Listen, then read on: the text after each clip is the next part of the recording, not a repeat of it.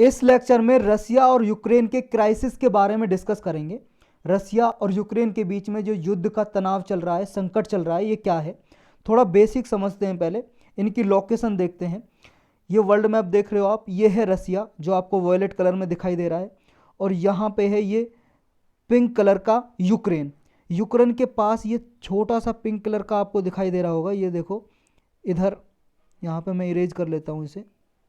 ये वाला देखो पार्ट, ये है क्रीमिया, और ये आपका ब्लैक सी है जो ये पानी वाला दिखाई दे रहा है आपको, स्काई कलर का, स्काई ब्लू कलर का, ये है ब्लैक सी, और ये है क्रीमिया, छोटा सा पार्ट। ये क्रीमिया के बारे में भी डिस्कस करेंगे। पहले आप इनकी जो कैपिटल है वो जान लो। जो यूक्रेन है, यूक्रेन की कैपिटल है, जो राजधानी है वो है कीव। कीव, तो कहीं पे कीव लिखा हो यानी कि यूक्रेन की बात हो रही है। और रसिया की कैपिटल आप जानते हो मॉस्को, मॉस्को है, तो मॉस्को और कीव, समझ रहे हो। और एक जर्मनी में जगह है मिन्स्क नाम की, यहाँ पे एक एग्रीमेंट हुआ था। जर्मनी जो दिखाई दे रहा है आपको, मिन्स्क नाम का एक जगह है, MINSK, मिन्स्क। तो ये भी आपको ध्यान रखना है, ये सारी टर्म आएंगी यहाँ पे। ये देखो जो स्टेट दिखाई दे रहे हैं आपको रसिया से, जो बॉर्डर लगा रहे हैं, जैसे कजाकिस्तान है, ये आपका यूक्रेन है, ये आपके इधर ये है जैसे जॉर्जिया वगैरह है, ये बेलारूस है, ये लाटविया, एस्टोनिया, लिथुआनिया है। ये सारे जो प्लेस है ना, ये पहले रसिया के ही पार्ट हुआ करते थे, और इनका नाम था USSR पूरे इसका। जब कोल्ड वार ख़त्म हुआ था 1991 में, डिसइंटीग्रेशन हो गया था USSR का। रसिया का ही पहले नाम था USSR। और कोल्ड वार, शीत युद्ध कब चला था आप सबको पता है, सेकेंड वर्ल्ड वार जब खत्म हुआ था, उसके बाद US और USSR के बीच में एक आइडियोलॉजी का, विचारधारा का वार शुरू हो गया था। ये लड़ाई तलवारों से, बंदूक से नहीं लड़ी गई थी, सिर्फ विचारों की लड़ाई थी। US अपनी आइडियोलॉजी को प्रमोट कर रहा था, कैपिटलिज्म को, पूंजीवाद को, और USSR अपनी आइडियोलॉजी को, कम्युनिज्म को, साम्यवाद को, ये प्रमोट कर रहा था। तो ये कोल्ड वार जो खत्म हुआ USSR के डिसइंटीग्रेशन पे खत्म हुआ, जब USSR का विखंडन हो गया, इससे अलग अलग स्टेट बट गए, तो ये कोल्ड वार खत्म हो गया। तो पहले USSR के पार्ट हुआ करते थे, यूक्रेन भी, और ये आपके सारे जो पार्ट हैं। अभी यूक्रेन क्राइसिस के बारे में जानेंगे, रसिया और यूक्रेन के बीच में क्या चल रहा है। और एक चीज़ और जान लो, जब ये कोल्ड वार चल रहा था, जब कोल्ड वार चल रहा था, उस बीच में US ने यूरोपियन नेशन के साथ मिलके, ये यूरोपियन नेशन है जो, इनके साथ मिलके, और US ने, अमेरिका की बात कर रहे हैं हम, जो यहाँ पे ये अमेरिका है, इसने मिलके एक ऑर्गेनाइजेशन बनाई, मिलिट्री ऑर्गेनाइजेशन, जिसका नाम है नेटो, या नाटो भी बोलते हैं, या नेटो बोलते हैं इसको, नॉर्थ एटलांटिक ट्रीटी ऑर्गेनाइजेशन। इसमें इन कंट्रीज की, यूरोपियन कंट्री और US की मिलिट्री पार्टिसिपेट करती है, अपने सैनिक भेजते हैं, ट्रुप्स रहती है। और इसका मकसद ये है, ये 1949 में बनाई गई थी, इसका मकसद ये है कि ये कोई भी, मान लो किसी देश पे, नाटो के किसी देश पे, जो नाटो के मेंबर कंट्री है ना, जो इसके सदस्य हैं, अगर कोई दूसरा देश इस पे अटैक करता है, नाटो के किसी मेंबर पे, तो वो सारे देश पे अटैक माना जाएगा, और सारे देश उसे मिलके धोएंगे, मतलब मिलके मारेंगे, उसे मिलके बदला लेंगे। तो नाटो पे कोई अटैक करेगा तो, तब ये बनाई थी, कोल्ड वार जब चल रहा था उसी के दौरान बनाया था नाटो ऑर्गेनाइजेशन, और ये अभी भी है। और इसी के रेस्पॉन्स में रसिया ने भी एक ऑर्गेनाइजेशन बनाई थी, मिलिट्री ऑर्गेनाइजेशन, वार्सो पैक्ट करके, ये बनाई थी रसिया ने लगभग 1955 के लगभग। लेकिन रसिया ने ये, जब डिसइंटीग्रेशन हुआ रसिया का और कोल्ड वार खत्म हो गया, रसिया ने ये एलिमिनेट कर दी, हटा दी। लेकिन ये नेटो या नाटो अभी भी चल रही है, समझ रहे हो। तो ये यूक्रेन क्या है, नाटो को ज्वाइन करने वाला है, ऐसी खबरें आ रही थी। तो रसिया ने इसी को अपोज किया था, तभी ये क्राइसिस स्टार्ट हुआ। पूरी डिटेल से समझेंगे अभी हम। अभी आपको जो बेसिक नॉलेज जो पता चल गई, अब जो टर्म आएंगी ना आपको वो पता रहेंगी। और देखो नाटो का जो हेडक्वार्टर है, बेल्जियम एक कंट्री है यहाँ पे, यूरोपियन में, यूरोप में कंट्री है बेल्जियम, वहाँ पे ब्रुसेल में इसका हेडक्वार्टर, मुख्यालय है नाटो का। अब आते हैं हम इसे मिटाने के बाद मेन टॉपिक पे, क्राइसिस जो चल रहा है। अब जो यूक्रेन का जो हमने पार्ट देखा था, ये क्रीमिया के बारे में पढ़ेंगे, क्योंकि जब यूक्रेन का और रसिया का जो ये कॉन्फ्लिक्ट स्टार्ट हुआ था ना, यूक्रेन को लेके, यूक्रेन के जो पार्ट है ना क्रीमिया इसका पार्ट है, क्रीमिया पहले था, अब तो नहीं, अब तो रसिया के हाथ में है, रसिया ने कैप्चर कर लिया।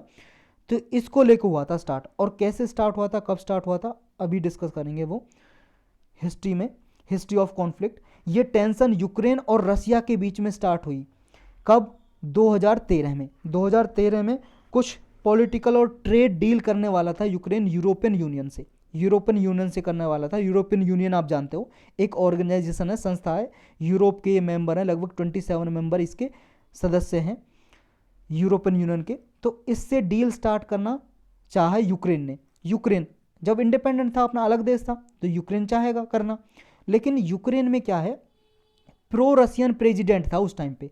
प्रो रशियन का मतलब है जो रसिया को सपोर्ट करता था, और उस प्रेसिडेंट का नाम था विक्टर यानुकोविच।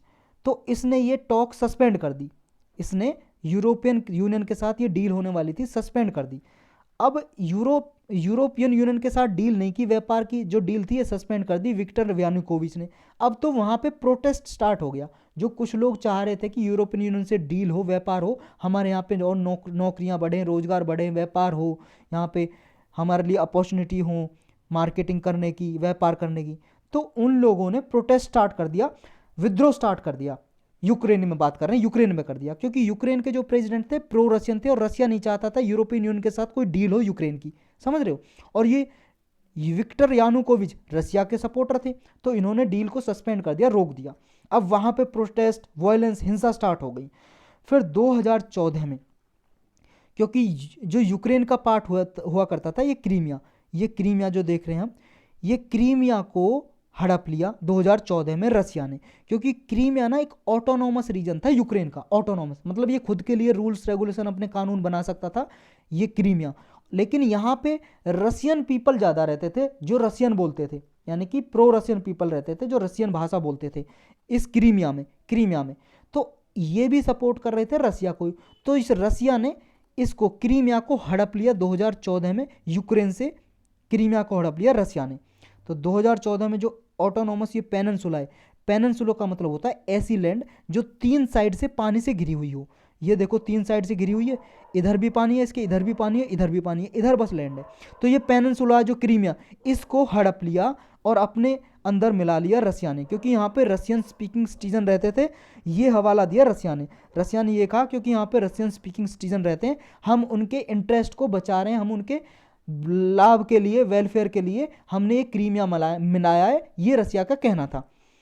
अब इसके बाद जो प्रो रशियन सेपरेटिस्ट थे यूक्रेन में, यूक्रेन के, और ये देखो प्रोविंस है, यूक्रेन का ही पार्ट है, प्रोविंस है, स्टेट है, ये रीजन है डोनेस्क और लुहांस्क। इन रीजन में भी प्रो रशियन पीपल रहते थे, मतलब जो रशियन भाषा बोलते हैं, और रशिया से बॉर्डर लगाता भाई साहब, लगभग यहाँ इसके पास वाले के रीजन की बात कर रहे हैं। 2 रीजन है, डोनेस्क और लुहांस्क। यहाँ पे भी जो प्रो रशियन सेपरेटिस्ट रहते थे, जो रसिया को सपोर्ट करते थे, रशियन भाषा बोलते हैं वो लोग, इन्होंने भी विद्रोह कर दिया, इन्होंने भी प्रोटेस्ट स्टार्ट कर दिया, और ये आज़ादी चाहने लगे कीव से। कीव मैंने बताया था, याद रखना, कीव क्या है, कैपिटल है यूक्रेन की, यानी कि यूक्रेन से, कीव लिखें या यूक्रेन बोले एक ही बात है, कीव से, यूक्रेन से इंडिपेंडेंस, आज़ादी की इन्होंने घोषणा कर दी डोनेस्क और लुहांस्क रीजन ने, यहाँ के लोगों ने। अब फिर भाई साहब फाइटिंग स्टार्ट हो गई। यूक्रेन कैसे चाहेगा, यूक्रेन तो टुकड़े टुकड़े हो जाएंगे यूक्रेन के, तो वहाँ यूक्रेन में ये विद्रोह चल गया। फिर ये विद्रोह रोकने के लिए 2015 में एक डील हुई, पीस डील, शांति की डील हुई रसिया के बीच में और यूक्रेन के बीच में, यानी कि कीव और मॉस्को के बीच में 2015 में। और कहाँ पे हुई, ये मिन्स्क में हुई। मिन्स्क वही स्टेट है, हमने जाना था ना, एक रीजन है, कहाँ पे, जर्मनी में रीजन है। तो जर्मनी और फ्रांस ने ये डील ब्रोकर कराई, ये डील कराई रसिया और यूक्रेन के बीच में 2015 में। ये डील पीस डील कराई थी कि शांति रहे भाई साहब, लुहांस्क डोनेस्क दोनों यूक्रेन के ही रीजन रहेंगे और इसमें कोई ऐसे विद्रोह नहीं होंगे। ये डील करी रसिया और यूक्रेन के बीच में हुई। लेकिन इस डील के बावजूद भी ना अब तक ये वायलेंस होते आए हैं। इस डील का सीज फायर जो वायलेंस होता आया है इसका रिपीटेडली, मतलब ये युद्ध विराम जो हुआ था इसका उल्लंघन होता आया है, वायलेशन होता है इसका अब तक, क्योंकि दोनों के बीच में तनातनी चलती रहती है रसिया और यूक्रेन के बीच में। तो ये तो था इसका बैकग्राउंड। अब रिसेंटली यही बैकग्राउंड के बेस पे दोबारा से छिड़ गई है इन दोनों के बीच में जंग, क्योंकि यूक्रेन क्या है ना, यूक्रेन चाह रहा है नेटो को ज्वाइन करना। नेटो या नाटो हमने ऊपर डिस्कस किया था स्टार्टिंग में ही, ये ज्वाइन करना चाह रहा है। तो अभी रिसेंट जो मूव है वो क्या चल रहा है, यूक्रेन के जो प्रेसिडेंट हैं अभी वो हैं वोलोदिमीर जेलेंस्काई, ये कुछ भी प्रोनाउंसिएशन हो सकता है भाई साहब इसका, वोलोदिमीर जेलेंस्काई। इन्होंने अभी रिसेंटली कहा कि देखो जो रसिया है वो 16 फरवरी को वार डिक्लेयर कर सकता है और रसिया अटैक कर सकता है यूक्रेन पर। और यूएस के कुछ ऑफिशियल ने भी कहा था कि ये रशियन अटैक की हो सकती है 16 फरवरी अटैक करने की डेट। लेकिन इस दिन डेट जो ये निकल गई 16 फरवरी, कल निकल गई, आज 17 फरवरी हो गई, तो ये अटैक रसिया ने किया नहीं। और इसी को नेशनल यूनिटी डे भी ऑब्जर्व किया था, क्योंकि रसियन अटैक करेगा इस पे 16 फरवरी को, लेकिन रसिया ने किया नहीं। और रसिया ने ये क्लैरिफाई भी किया था जब यूएस ने भी डिक्लेयर किया था और प्रेसिडेंट हैं जो यूक्रेन के, उन्होंने भी डिक्लेयर किया था कि 16 फरवरी को रसिया अटैक कर सकता है, तो रसिया ने भी क्लैरिफाई किया। रसिया ने क्या किया? रसिया ने कहा कि भाई साहब हमारा कोई प्लान नहीं है यूक्रेन पे अटैक करने का। इन्वेड का मतलब होता है अटैक करना, आक्रमण करना, हमला करना। तो रसिया ने ये क्लैरिफाई कर दिया था, बता दिया था कि हमारा कोई प्लान नहीं है ऐसा। तो रसिया का क्या कहना है, रसिया क्या चाहता है, रसिया क्या डिमांड करता है यूक्रेन से? रसिया चाहता है कि नाटो का एक्सपेंशन ना हो। रसिया का मेन कहना यह है कि भाई साहब ये कोल्ड वार के दौरान बनाई गई थी नाटो ऑर्गेनाइजेशन, हमने जो बनाई थी वार्सो पैक्ट, वो हमने एलिमिनेट कर दी, रिपील कर दी, हटा दिया नाटो को। लेकिन ये नाटो मतलब वार्सो को हटा दिया, रसिया का कहना है वार्सो को हटा दिया, लेकिन नाटो अब तक चल रही है, कोल्ड वार खत्म हो गया, शीत युद्ध खत्म हो गया। तो रसिया का यही कहना है कि नाटो का एक्सपेंशन मत करो आप, नासो का एक्सपेंशन नहीं होना चाहिए। तो ये कमिटमेंट करो कि इसका इंप्लीमेंटेंस हो, कि जो नाटो का एक्सपेंशन पे कमिटमेंट था ना कि नासो का कोल्ड वार के बाद कोई एक्सपेंशन नहीं होगा, बढ़ाया नहीं जाएगा नाटो का, तो उस कमिटमेंट पे आप उतरो खरे, इम्प्लीमेंटेशन करो। नाटो का एक्सपेंशन नहीं होना चाहिए। जो नाटो की ट्रूप हैं ये पोस्ट सोवियत स्टेट्स को अपना मेंबर बना रही हैं। पोस्ट सोवियत स्टेट्स क्या है? देखो, पहले जब यूएसएसआर था, हमने डिस्कस किया था यहाँ पे कि जो ये स्टेट थे, ये वाले जो बॉर्डर लगाते हैं, पहले रसिया का ही पार्ट हुआ करते थे, यूएसएसआर बोलते थे।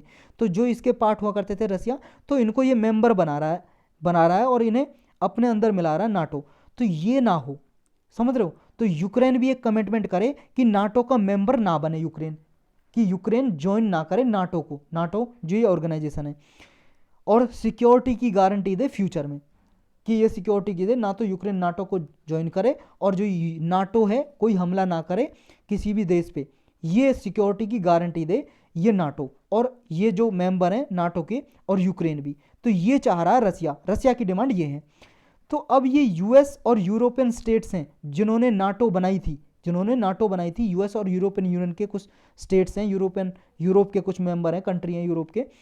तो ये क्या चाह रहे हैं, ये क्या चाहते हैं? ये चाहते हैं कि रसिया ने जो यूक्रेन के बॉर्डर पे जो ट्रूप लगा रखे हैं ना, सैनिक तैनात कर रखे हैं, उन सैनिकों को पुल बैक करे, वापस करे। और जो ये वार गेम चला रखा है, जैसे बेलारूस में भी चला रखा है, बेलारूस देखो यहाँ बॉर्डर लगा रहा है बेलारूस, ये ग्रीन कलर का, यहाँ पे भी वार गेम चल रहा है रसिया का, तो इसको स्टॉप करे, रोके और सिक्योरिटी के लिए डिस्कस करे और कमिटमेंट दे। कोई भी इंडिपेंडेंट स्टेट्स जो नाटो को ज्वाइन करना चाहता तो वो ज्वाइन कर सकता है, क्योंकि उसकी आज़ादी है। क्योंकि देखो सारे इंडिपेंडेंट हो चुके हैं, आज़ाद देश हैं। अगर कोई देश नाटो को ज्वाइन करना चाहता है, नेटो या नाटो को, तो वो ज्वाइन करे। तो रसिया का क्या मतलब है इसमें? ये कहना है इनका, यूएस और यूरोपियन यूनियन का। और ये भी चाहता है कि रसिया गारंटी दे कि यूक्रेन को इन्वेड ना करे, कभी अटैक ना करे, उस पर हमला ना करे। लेकिन रसिया ने ऑलरेडी ये स्पेसिफाई कर दिया कि भाई साहब हमारा ऐसा कोई इंटेंशन नहीं है कि हम यूक्रेन पे अटैक करें, बस इतना चाहते हैं कि यूक्रेन नाटो को ज्वाइन ना करे। ये सारा मामला है। अब हम क्यों पढ़ रहे हैं इसको? यूक्रेन और रसिया के बीच में चल रहा है, यूएस इसके बीच में चल रहा है, हमारा क्या लेना देना है इंडिया का? भाई साहब इंडिया का है, इंडिया का कंसर्न पढ़ते हैं। इंडिया का क्या परेशानी है? इंडिया की ग्रेट कंसर्न ये है, पहला तो है वर्ल्ड वार सिनेरियो। देखो जहां पे यूएस और यूरोपियन यूनियन के अलाइज और रसिया एक दूसरे के विरुद्ध इनमें वार चल रहा है, तो ये पूरे वर्ल्ड को इंपैक्ट करेगा, पूरे वर्ल्ड को इफेक्ट करेगा। क्योंकि देखो इंडिया दोनों का पार्टनर है, मॉस्को का भी है यानी कि रसिया का भी है, और वॉशिंगटन यानी कि यूएस का, अमेरिका का भी है। तो देखो या तो इसे एक की साइड लेनी पड़ेगी इंडिया को, जब पूरा इनमें वार छिड़ जाएगा किसी एक की साइड लेनी पड़ेगी, और या फिर दोनों से सेपरेट रहना पड़ेगा। यानी कि अगर दोनों से अलग रहेगा तो भाई साहब दोनों से ये अलग मतलब अलग रह जाएगा बिल्कुल, और कोई डील नहीं होगी। अगर एक की साइड लेगा तो फिर भी इंडिया को नुकसान है। तो इंडिया के लिए ये खतरा हो रहा है, किसकी साइड ले, अलग रहे, क्या करे। नेक्स्ट है, अगर वार हुआ तब की सिचुएशन की बात कर रहे हैं हम। नेक्स्ट है देखो, रसिया से S-400 की डील कर रखी है इंडिया ने। S-400 मिसाइल है भाई साहब, एक मिसाइल सिस्टम जो इंडिया परचेज कर रहा है रसिया से। और यूएस ने एक एक्ट पास कर रखा है काटसा नाम का। ये काटसा नाम का एक्ट पास किया था कि यूएस के जो एडवर्सरीज हैं, जो विरोधी देश हैं, जैसे ईरान, रसिया और नॉर्थ कोरिया, इनसे जो डिफेंस डील करेगा, रसिया उन पे सैंक्शन लगा देगा, प्रतिबंध लगा देगा। पहले देखो तुर्की और चाइना पे ऑलरेडी लगा चुका है सैंक्शन, इंडिया भी ये रसिया से परचेज कर रहा है, रसिया इसका विरोधी है, और काटसा एक्ट 2017 में विरोधियों को काउंटर करने के लिए यूएस ने पास किया था। यानी कि अगर इंडिया भी रसिया से डील खरीदेगा तो यूएस सैंक्शन लगा सकता है, प्रतिबंध लगा सकता है रसिया पे। लेकिन इंडिया होप करता है, कुछ आशा जताता है कि यूएस सैंक्शन ना लगाए, अपना वेवर कर दे, त्याग दे, सैंक्शन छोड़ दे। तो ये कॉन्फ्लिक्ट भी चल रहा है कि यूएस सैंक्शन ना लगा दे रसिया से अगर ये डील करेगा, समझ रहे हो। नेक्स्ट है मूव फोकस फ्रॉम चाइना। अभी देखो सारा वर्ल्ड का जो फोकस है चाइना पे, क्योंकि आपको पता है चाइना अपनी ट्रूप लेके आ गया था इंडिया बॉर्डर पे, और इंडिया चाइना का ये कॉन्फ्लिक्ट चल रहा था काफ़ी देर से, जब से कोविड-19 आया था यहाँ पे ये कॉन्फ्लिक्ट चल रहा था। लगभग 1 लाख ट्रूप ये इंडियन बॉर्डर जो LAC है, लाइन ऑफ एक्चुअल कंट्रोल, यहाँ पे जो ये रीजन ले रखा है इंडिया का, अक्साई चीन चाइना के कब्जे में है, जो ये वाला पार्ट, ये वाली टोपी है जो ये ले रखा है, अक्साई चीन बोलते हैं इसको, जो पिंक कलर का जो मैंने दिखा रखा है छोटा सा पार्ट, ये वाला पार्ट की बात कर रहे हैं हम। ये यहाँ पे लाइन ऑफ एक्चुअल कंट्रोल है LAC, जो इंडिया और चाइना का बॉर्डर माना जाता है।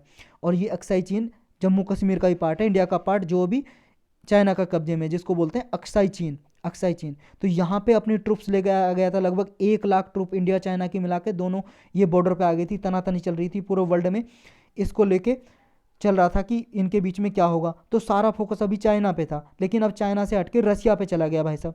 यूएस यूरोप का भी सारा फोकस चला गया इस पे। पहले इंडिया का सेंटर स्टेज था, इंडिया सेंटर स्टेज में था क्योंकि इंडो पैसिफिक स्ट्रेटजी पे डील करते थे, इस पे फोकस रहता था यूएस और यूरोप का। इंडो पैसिफिक स्ट्रेटजी का मतलब है इंडियन ओशन और पैसिफिक ओशन के, यहाँ इसके लिए ये पैसिफिक ओशन और ये इंडियन ओशन ये वाला, तो इनके लिए स्ट्रेटजी बनाए और यहाँ पे पीस रहे और ट्रेड हो आपस में सारी कंट्री की अच्छे से, और इनकी भी ट्रेड हो। लेकिन अभी चाइनीज अग्रेशन हुआ था यहाँ पे, लाइन ऑफ एक्चुअल कंट्रोल पे 1 लाख ट्रुप के लगभग यहाँ पे आसपास आ गई थी दोनों साइड।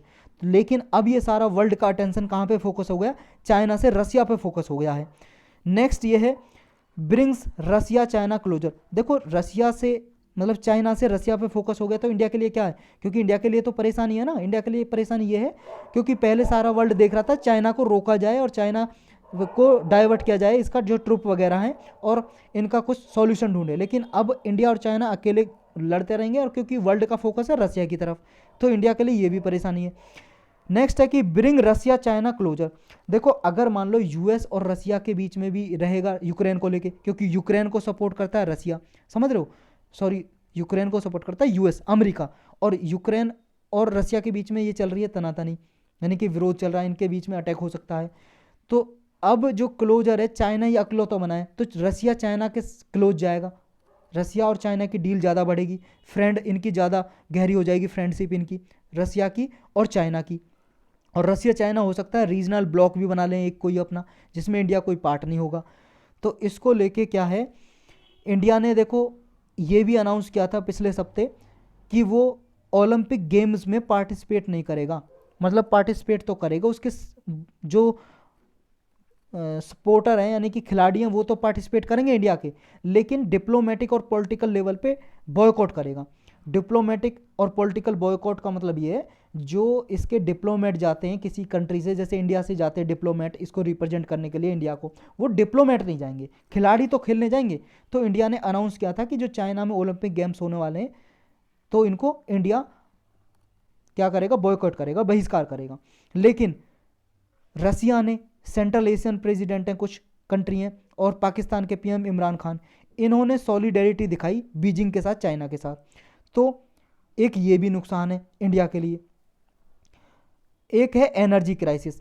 देखो जब रसिया और यूरोप का कॉन्फ्लिक्ट चल रहा है ये यूक्रेन को लेके, जब इनका कॉन्फ्लिक्ट रहेगा, विवाद झगड़ा रहेगा, तो प्राइस हैं जो ऑयल के वो और ज़्यादा बढ़ जाएंगे, क्योंकि देखो ओपेक प्लस का मेंबर है रसिया, ओपेक प्लस एक ग्रुप है उसका मेंबर है रसिया, और ये प्राइस डिफाइन करते हैं प्रोडक्शन यानी कि डिमांड सप्लाई को मैनेज करके, जो ऑयल प्राइस है, क्रूड ऑयल कच्चा तेल है, पेट्रोलियम, उसका प्राइस निर्धारित करते हैं ये।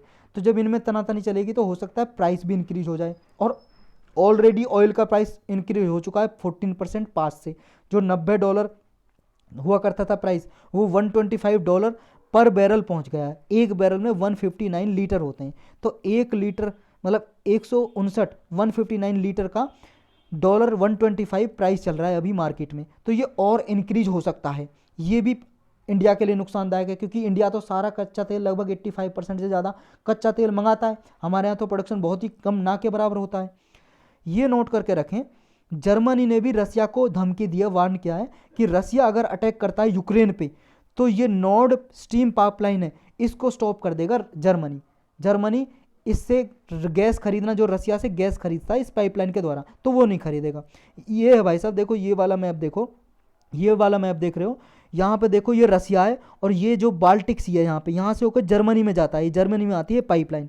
ये वाला रीजन देख रहे हैं हम अभी, ये वाला रीजन, ये बाल्टिक सी है, बाल्टिक सी, और यहाँ से रसिया के वीबॉग रीजन से आता है, यहाँ पे ग्रीफ वाल्ड रीजन है, यहाँ पे लुम्बिन नाम का एक रीजन है जर्मनी में, यहाँ पे ये पाइपलाइन कनेक्ट होती है और आगे तक जाती है। तो रसिया अपनी गैस बेचता है इससे, तो जर्मनी कह रहा है कि हम इस पाइपलाइन को स्टॉप कर देंगे, ना गैस खरीदेंगे ना आगे जाने देंगे। और दूसरी भी लाइन बन रही है एक नॉर्ड स्ट्रीम 2 करके।